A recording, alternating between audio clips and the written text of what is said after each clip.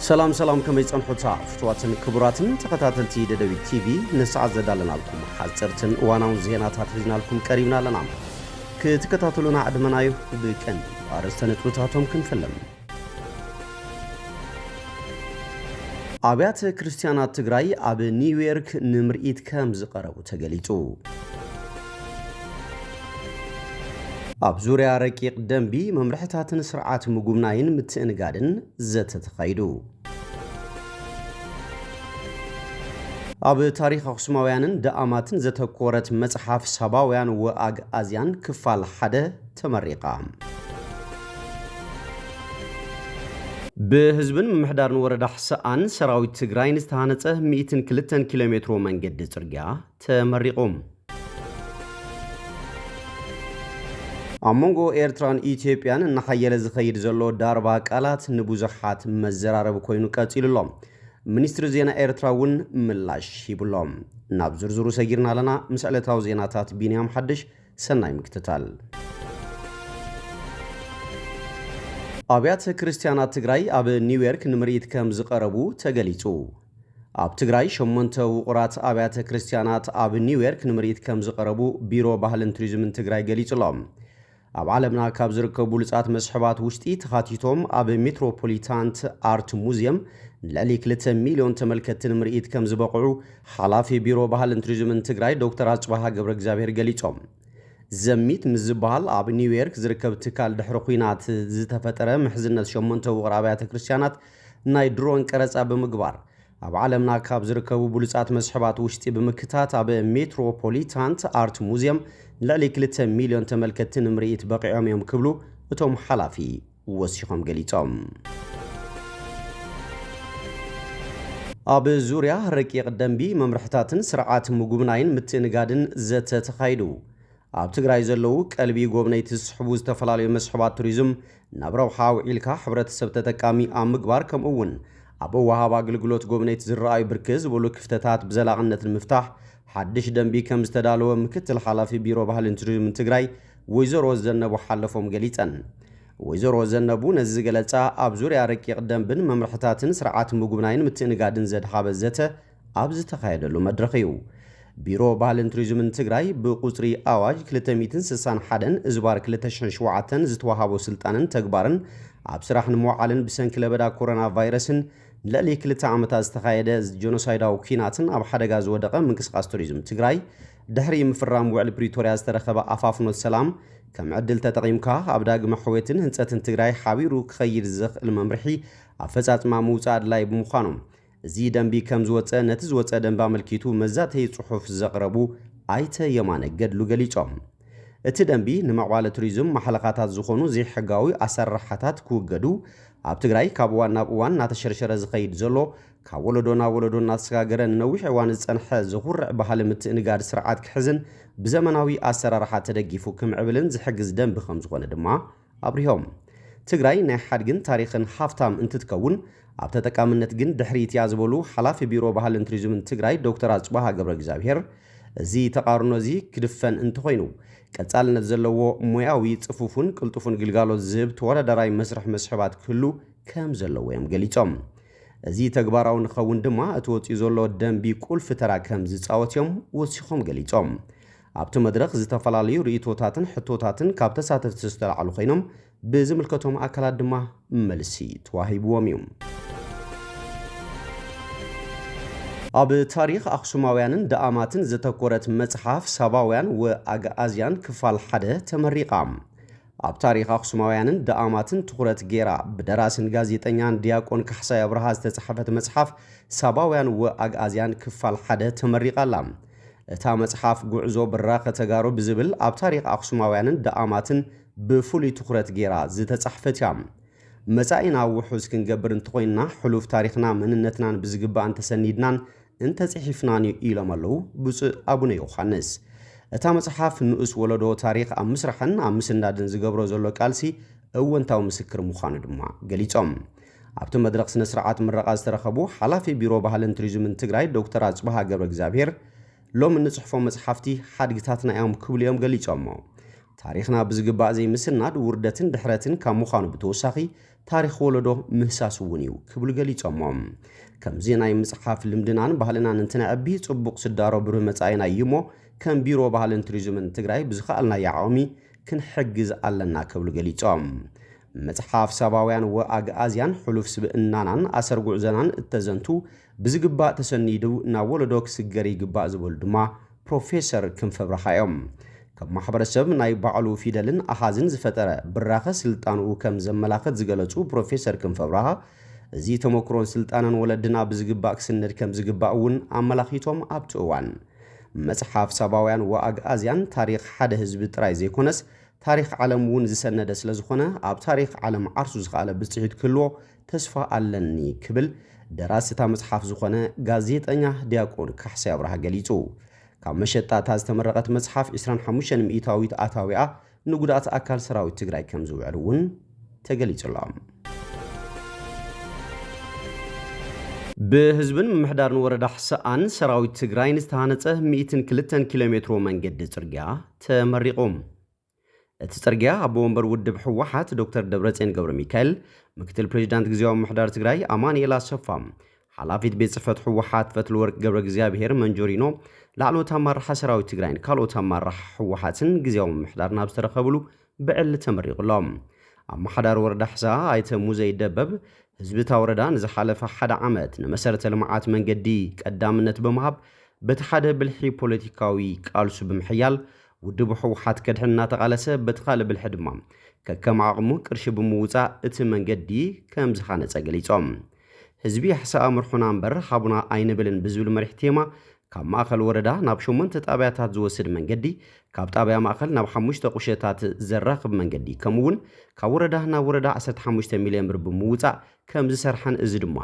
ንኻልኦት ዓብዪ መርኣያ ምዃኑን ኣብርዮም ሰራዊት ትግራይ ብወገኑ 11 ማሽናትን ተሽከርከርትን ብምውፋር ዘይትካእ እጃሙ ስለ ዝተዋፀአ ብሹም ህዝቢ ተመስጊኑሎም እቲ 102 ኪሎ ሜትሮ ዝንውሓቱ መንገዲ ጸጸር ብምስርሑ ዝበላሾ ዝነበረ ፍርያት መስኖን ካልኦት ኣቕርቦት ነቲ ከባቢ ዘድሕን ከምኡ ድማ ነብሰ ፁራትን ህፁፅ ሕክምና ዘድልዮም ወገናትን ቁልጡፍ ሕክምና ክረኽቡ ዘኽእል ምዃኑ እቲ ሕብረተሰብ ገሊጹሎም ህንፀት እቲ መንገዲ ልዕሊ 84 ሚልዮን 900,000 ብጉልበት ህዝብን ሰራዊት ትግራይን ብዘቕረቦም ማሽናትን ከም ዝተሸፈነ ኣብቲ እዋን ተገሊጹሎም ኣብቲ ስነ ስርዓት ምረቓ ብህንፀት እቲ መንገዲ ልዑል ኣበርክቶ ዝነበሮም ወገናት ምስክር ወረቐትን ኣፍልጦን ተወሃይብዎም እዩ ኣብ መንጎ ኤርትራን ኢትዮጵያን ንሓየለ ዝኸይድ ዘሎ ዳርባ ቃላት ንብዙሓት መዘራረቢ ኮይኑ ቀፂሎም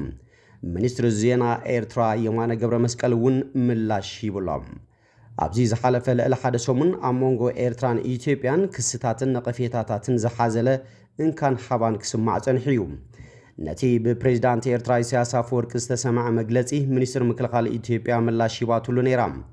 ሚኒስትር አይሻ መሐመድ ምስ ኣገልግሎት ዜና ኢትዮጵያ ኣብ ዝገበረቶ ቃለ ምሕትት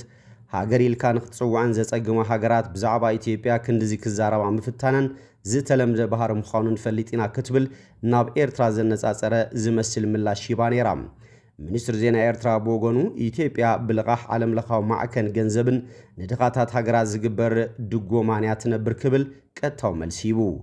ኣብዚ እዋን እዚ ናይ ሰልፊ ወይ ከዓ ውድ ብልጽግና ደገፍትን ዘለፍትን ዝኾነ ናይ ኤርትራን ኩሉ ኤርትራውን ኣብ ምክፋእ ተጸሚዶም ኣለዉ ይብል ሚኒስትር የማነ ኣብ ኤክስ ዘውፅኦ መግለጺ ጠንቂ ናይቲ ዘይምርግጋ ካብቲ ኣፍ ደገ ባሕሪ ምውናን ዝብል ዘየዓግብ ሸውሃትን ኣእምሮኡ ዝሰሓተ ዘብዘብን ዝነቅልን ዘመኽንን እዩ እዚ ድማ ኣብ ህርፋን ላዕላዊ መሬት ጎራብታ ዝምርኮስ ኢሉ እቲ ምርጋዕ ተሓሪምዎ ዘሎ ዞባ ቀርኒ ኣፍሪቃ ዘላቒ ምዕባለ ከረጋግጽ ዓቕሚ ከም ዘለዎ ዝጠቐሰ እቲ ኤርትራዊ በዓል ስልጣን ኣብ መሰረታዊ ኣዕኑድ ዓለም ለኻዊ ሕጊ ዝተመርኮሰ ዘላቒ ዞባዊ ሰላም ኣብ ዘለዎ ኩነታት ጥራዩ ክረጋገጽን ውሕስነት ዝረክብን ክብል ገሊጹ ብጀካዚ ሓደ ገዲም ኢትዮጵያዊ ዲፕሎማት ነቲ ምንሃር ተሓዊስዎሎም ኣምባሳደር ዲና ሙፍቲ ኣብ ሓደ ሆርን ሪቪው ዝተባሃለ ማዕከን ዜና ኣብ ዘውፅኦ ጽሑፍ ኤርትራ ወታደራታ ካብ መሬት ኢትዮጵያ ክተውፅን ኣብ ኢትዮጵያ እትገብሮ ዘላ ምትእትታው ደው ክተብልን ማሕበረሰብ ዓለም ፀቕጢ ክገብረላ ፀዊዑ ነቲ ዝቕፅሎ ምጥሓስ ግዝኣታዊ ሓድነት ላዕላውነትን ሓድነትን ሃገረ ኢትዮጵያ ተፀዋርነት ኣይክሉን ይክብል እውን እቲ ኣብ ፓርላማ ኢትዮጵያ ቋሚ ኣባል ኮሚቴ ጉዳያት ወፃኢ ዝኾነ ኣምባሳደር ነበር የጠንቅቕ ኤርትራ ግን ድሕሪ ስምምዕ ፕሪቶርያ ሓይልታታ ኣብ ላዕላዊ መሬቶም ከም ዘለዉ እያ ክትገልጽ ጸኒሓ ነቲ ብወገን ኢትዮጵያ ዝቐርብ ክስታት ድማ ነቲ ሰራዊት ኤርትራ ኣብ እዋን ኩናት ትግራይ ብሓይሊ ዝሓዞ ብመሰረት ስምምዕ ኣልጀርስን ውሳነ ኮሚሽን ዶብን ዝተዋሃባ ቦታታት ዝምልከት እዩ ብምባል እያ ኣስመራ ትምልስ ቀዳማይ ሚኒስትር ኣብይ ነዚ ብዝምልከት ኣብ ዝሃቦ መልሲ ሰራዊት ኤርትራ ኣብቲ ብሕጊ ዝተዋሃቦ ግዝኣታት ከም ዘሎ ብምግላጽ ዝተተሓዘ ከባብታት ኢትዮጵያን ተልዩ ዘጻረ ኣካል ብምዃም ክምርምሮ ምዃኑ ምስ ወከልቲ ህዝቢ ትግራይ ኣብ ኣዲስ ኣበባ ኣብ ዝተራኸበሉ እዋን እዩ ተዛሪቡ ነይሩ መንግስቲ ኤርትራ ንኢትዮጵያውያን ዕጡቃት ተቃወምቲ ዝህቦ ደገፍ እውን ደው ከብሎ ዲና ሙፍቲ ተማሕጺንሎም ብቓል ጥራይ ዘይኮነ ብንጡፍ ተግባር ንኹሎም አንጻር መንግስታት ኢትዮጵያ ደው ዝበሉ ምእዙዛትን ዕጡቃት ጉጅለታትን ዝህቦ ንብረታዊ ደገፍ ኣዕናዊ ውጽኢት ክህልዎ እዩ ክብል ዘጠንቀቐ እቲ ኢትዮጵያዊ ኣባል ፓርላማ ፕሬዚዳንት ኢሳያስ ንኢትዮጵያን ቀርኒ ኣፍሪካን ናብ ዘይምርጋዕ ከእትወን ክፍቀደሉ የብሉን ኢሉ ናይ ሕጂ ፕሮጀክቱ ኣብ ትግራይን ኣምሓራን ዘለዉ ምልሻታት ናብቲ ንሱ ዝመርሖ ልፍንቲ ከም ዝሓብሩ ብምግባር ነቲ ግዙእ ሓይልታት ወፃኢ ገይሩ ዝርኦ መንግስቲ ኢትዮጵያ ምዕላዊ እዩ ክብል እዩ ዲና ከሲሱ ዘሎ ኣስመራ እንታይ ዓይነት ደገፍ ከም እትህቦም ግን ብዝርዝር ኣይጠቐሰን እቲ ውልቀ መላኺ ክብልን ዝገለጾ ፕሬዚዳንት ኢሳያስ ብዛዕባ ማሕበረ ቁጠባዊ ብድሆታት ሃገሩ ኣብ ክንዲ ዘተኩር ብዛዕባ ዞባዊ ሚስጥራት ግጭታትን ሽርሕታትን ዝያዳ ከም ዝግደስ ብምውቃስ ድማ ኣማይ ተሽሓት ኤርትራውያን ናብ ስደት ምውሓዞም እውን መርኣያ ፍሽለት ምምሕዳር እቲ ፕሬዚደንት ምዃኑ ይገሊጹ እቲ ኣብ 2010 ድሕሪ 2 ዓሰርተታት ዓመታት ናብ ንቡር ዝተመልሰ ዝምድና ኤርትራን ኢትዮጵያን ኣብ ዝሓለፈ ልዕሊ 2 ዓመታት ከንቆልቁል ከም ዝጸንሐ ዝፍለጥ እዩ ኣብተን ቀዳሞት ዓመታት ኣብ መንጎ ፕሬዚዳንት ኢሳያስ ኣፈወርቅን ኣብይ ኣሕመድን ዝተረኣየ ምዉቕን ጥቡቕን ዝምድና ግን ከምቲ ትጽቢት ዝተገበረሉ ናብ ዘላቒ ክልተኣውን ዞባውን ምርጋዕ ዘይኮነስ ቀልጢፉ እዩ ናብ ኣዝዩ ደማዊ ኩናት ኣምሪሖም እቲ ኩናት ደው ዘበለ ስምምዕ ፕሪቶርያ ድሕሪ ምፍራሙ ግን ዝምድንኦም ብቐጻሊ ክሕርፍፍ ተራእዩ ቀዳማይ ሚኒስትር ኣብይ ኣብ ዝሓለፈ 2 ዓመታት ከስምዖ ዝጸንሐ ኣፍ ደገ ባሕሪ ናይ ምርካብ ተፈጥሮኣዊ መሰል ሃገሩ ንኤርትራን ዝምልከተን ገለ ሃገራት እቲ ዞባን ከስግአን ጀሚሩ እዩ እተን ናይ ባይታ ዶባ ተነዓጽየን ልዕሊ 5 ዓመታት ዝጸንሓ ጎረባብቲ ሃገራት ኢትዮጵያን ኤርትራን ዝሓለፈ ዓመት ነታ እንኮ ተራኽበን ዝነበረት በረራ መንገዲ ኣየር ኢትዮጵያ ምብታኸን እቲ ዝምድና ናብ ወጥሪ የምርሕ ከም ዘሎ ዘረጋገጸ ክስተት እዩ ነይሩ ኤርትራ ንኢትዮጵያ ገዲፋ ምስ ግብፅን ምስታ ስጋኣት ኣዲስ ኣበባ ዘሻቐላ ሶማልያን ስሉሳዊ ሽርክነት ምግባራ እውን እቲ ኩነታት ናበይ የምርሕ ምንባሩ ዘነጸረ ፍጻመ እዩ ብመገዲ መንግስታዊ ናይ ዜና ማዕከናተን ይኹን ዘይስሩዕ ርእይቶታት ሰበስልጣናተን ድማ ሓሓሊፈን ብግሉጽን ጉልቡብን ቃላት ክጠቓቕዓ ጸኒሐን ካብኡ ሓሊፉ እውን ናብ ቀጥታዊ ክስታትን ግብረ መልስታትን ከኣትዋ እየን ተራእየን ኣብ መወዳእታ ፕሬዚዳንት ኢሳያስ ኣብ መበል 34 ዓመት ጽምብል ሃገራዊ ናጽነት ኤርትራ ብዛዕባ ኢትዮጵያ ዝሃቦ መግለጺ ነቲ ምትፍናን ወግዓውነት ኣልቢስዎም ንተጻብኦ ህዝብን መንግስትን ኤርትራ ዝፈሓስ ዘሎ ቁልዑን ስውርን ሽርሕታት እውን ዘይፈለጠ የለን እንታይ እቲ መደምደምታ ተበጊሱ ዝነበረ ተስፉ ሃንቀውታ በኒኒ ብምባል እዩ እቲ ፕሬዚዳንት ንዝምድና ክልቴን ሃገራት ገሊጽዎም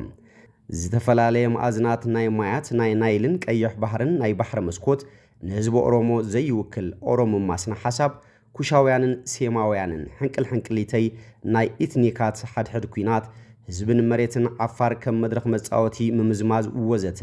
እቲ ዕንደራን ምህውታትን ኣብ መወዳእታ ህድማን ቅድሚትን ጥራይ ክበሃል ዝከኣል ክብል እዩ ተዛሪቡ ፕሬዚዳንት ኢሳያስ ኣፈወርቂ እቲ ተኣውጁ ዘሎ ኩናታት ሓንቲ ዘይኮነ ብዙሕ ኩናታት ንምብራዕ ዝጓረት ዘሎ ቴክኖሎጂን ኣጽዋርን ምስ ዘሰንዮ ሕሱር ጃህራን ፍቕራን ምዝጉብ ይውስኽ ፕሬዚዳንት ኢሳያስ ኣፈወርቂ ኣብቲ መበል 34 ዓመት ናጽነት ኤርትራ ዝሃቦ መደረም ብፍላይ ናብ ገዛእ ሰልፊ ብልጽግና ዘነጻጸረ ተሪር ነቐፌታ ብምቕራብ ነተብ ኢትዮጵያ ኣፈለማ ተፈጢሩ ዝነበረ ተስፉ ናይ ህዝቢ ሃንቀውታ ብምትእታው ናይ ደጋ ሓይልታት ከም ዝበርዓነ እዩ ተዛሪቡ ኣብ ውሽጢ ናይ ዝሓለፈ ቀረባ ዓመታት ጥራይ ብሹም ብልጽግና ከም ሓድሽ ወኪል ተገዛኢ ኣብ ልዕሊ ህዝቢ ኢትዮጵያ ኣውጆሞ ዘለዉ ኩናታት ናይ ጭንቀቶም መርኣያ ክብል እውን እዩ ኣስሚሩሉ ፕሬዚዳንት ኢሳያስ ኣፈወርቂ እምባርከስ ፍትዋትን ክቡራትን ተኸታተልቲ ደደቢት ቲቪ ነሳዕ ዘዳልናልኩም ዜናታት እምበኣር ነዚኦም ይመስሉ ነይሮም ስለቲ ምክትታልኩም ኣመስጊና ብኻልኦት ክሳብ ንራኸብ ሰሰናይ ንዓኹም ምሳኹም ዝጸናሕኮ ቢንያም ሓድሼ ምስ ካልኦት መደባትና ሰናይ ጻንሒት ይኹነልኩም